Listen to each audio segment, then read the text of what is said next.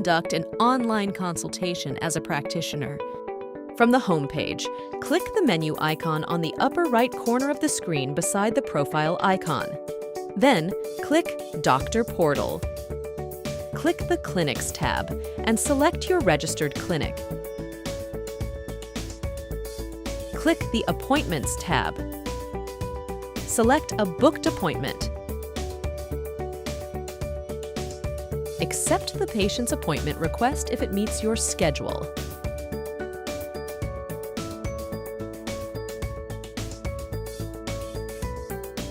Once the patient has paid the appointment, you can now click the Go to Encounter button.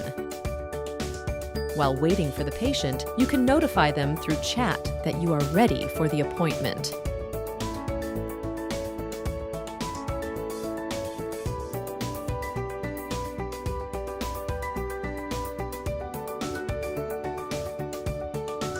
Once the patient enters the waiting room, click the Accept Patient button so that the patient can join the online consultation. When the patient accepts the video call, the consultation will start. There you have it. I hope you find this tutorial helpful and informative. Check out our other video guides and SeeYouDoc social media accounts. If you have any questions, you may reach us through support at SeeYouDoc.com.